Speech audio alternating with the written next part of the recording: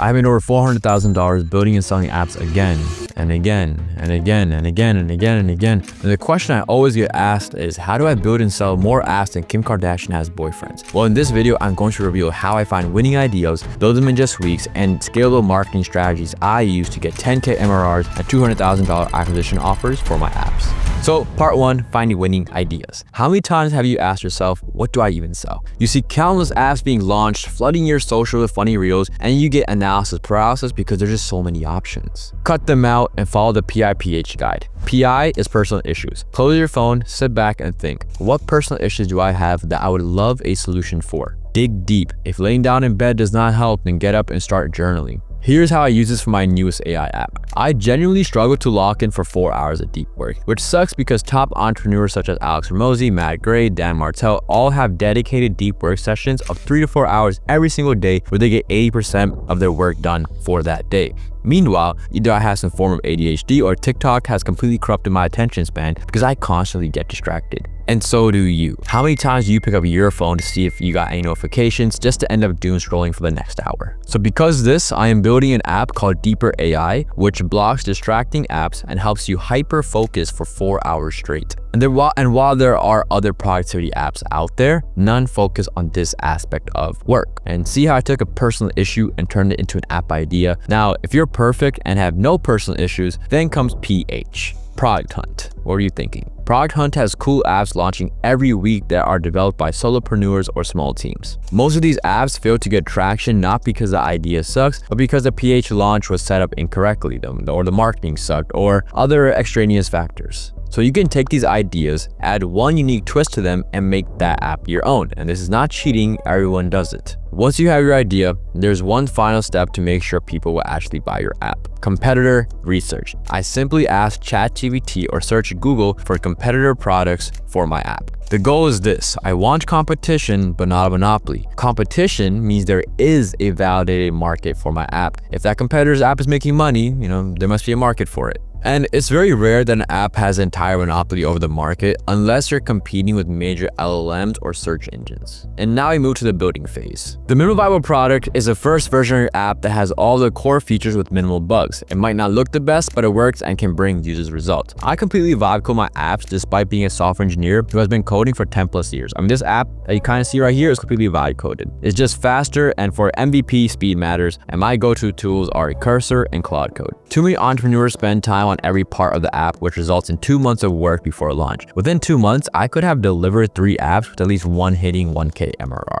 Ship fast. Now, one controversial thing I do is I manually onboard users for some of my apps, mainly the B2B ones. For my Instagram outreach tool, InstaDM, anytime a user joined, I would manually walk them through how to use the product. I didn't have any onboarding video set up at all. So this did require more time from my side, but I am willing to get down and dirty initially. And this is what's called pain tolerance. How willing are you to trade your time for little to no money to eventually get to where you want to be? More successful entrepreneurs have higher pain tolerances. And as you get users, it is important to launch new features within 2 weeks. And here's another great hack to retain your users. As you get new users, it's important to launch new features within 2 weeks of them joining. This lets users know that you are dedicated to this app and the app itself is always improving. This gives early users an I'm early feel, which keeps them from churning. In fact, I have helped over 150 plus entrepreneurs scale their AI apps and services from complete scratch. And one of my students had a 36% churn rate, which kept his app from crossing the $2,000 a month ceiling. And after we created a customized update schedule and a couple other things I showed in this video, his app is now at $7,000 MRR.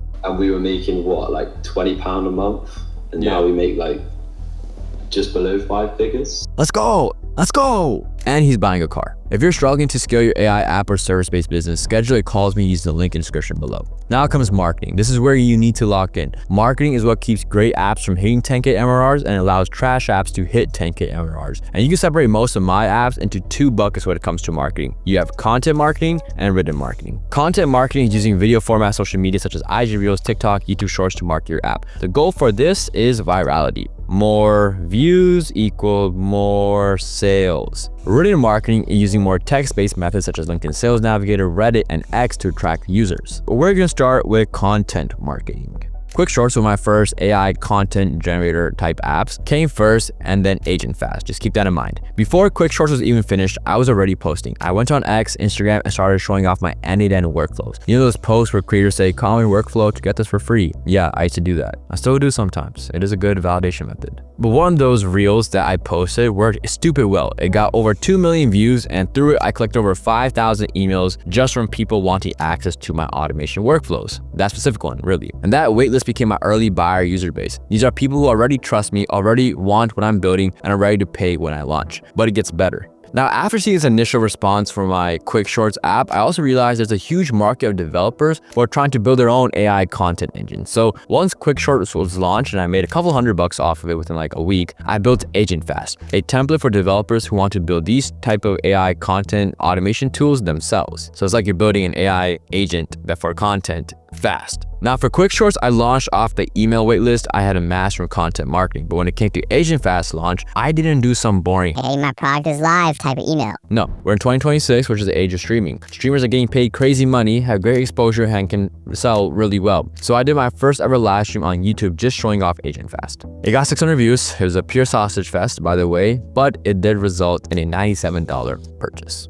Let's go! Not life-changing, but it showed me there is a tunnel of light for this app. Let's go! Now, after the live stream, I emailed the same waitlist for Quick Shorts since the audience was kind of similar. I also posted my free school community and ran a fat Black Friday discount, and which resulted in a couple more customers. So content marketing in a nutshell: build in public, collect emails before you launch, use your existing audience as a distribution, and capitalize on trends. If you don't have existing audiences, post on X and start developing one. More posts equal more chance of virality. More virality equals more sales. Now, with that being said, let's talk about written marketing. Written marketing is where I used to grow my shift booking app and Instant DM. Complete different strategy, no viral reels, no live streams, just hyper-targeted outreach and SEO. Let me start with my shift booking app that eventually got a $200,000 buyout offer. So I didn't come with this idea. A hotel worker found me on Reddit after I'd been posting about AI agents I was building for clients, and he asked me to create an AI agent that could book shifts for him while he was away from his computer. I didn't even know this was a pain point, but it is. Restaurant workers, servers, hotel staff, they all have to fight for shifts on these portals, and thousands of workers are competing for like 50 spots. So I built a basic version using Node.js and Puppeteer.js, and it worked almost instantly. The worker was happy, and because he was happy, I was happy.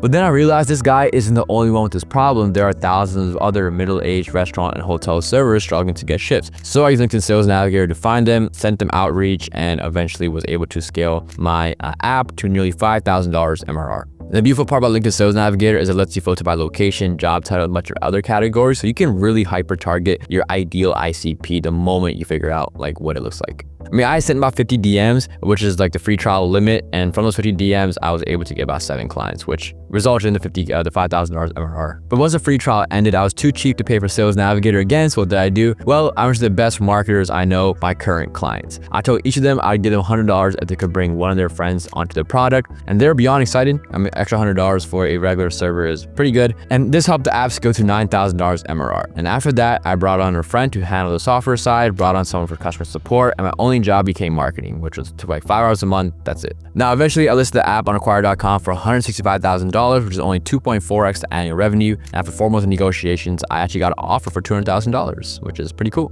Now let's talk about Instant DM. This one I grew through SEO. I built Instant DM as a mass Instagram messaging tool and focused heavily on ranking for relevant keywords. The result, Instant DM is ranked #1 on Google for its target search term, like Instagram mass DM. So every day, people who are actively searching for an Instagram outreach tool and search up Instagram mass DM, something similar, will find my product organically. I don't even have to run ads. I don't have to make posts on social media about it. I don't have to do any outreach. The traffic just comes to me. On top of that, I partner with a creator who sells a white label version of Instant DM to their audience, and I get about $900 a month from that deal alone, plus another $1,000 a month in direct revenue. I also built a Discord community specifically to capture user feedback, bug reports, and feature requests. This helped me improve the product faster and build real loyalty with my customers. So here's the takeaway. For consumer-facing, trend-driven products like Quick Shorts and Agent Fast, use content marketing and build in public, collect emails, ride the viral wave. And for other products that are specifically B2B, like a shift booking app or Instant DM, use written marketing, LinkedIn Sales Navigator for targeted outreach, SEO for organic traffic, and referrals to scale. You don't need a massive budget, you just need to know what strategy fits your product. Try everything and double down on what works. Now, I talked about getting a $200,000 buyout offer for one of my apps, but I break it down fully in this video, so watch it next.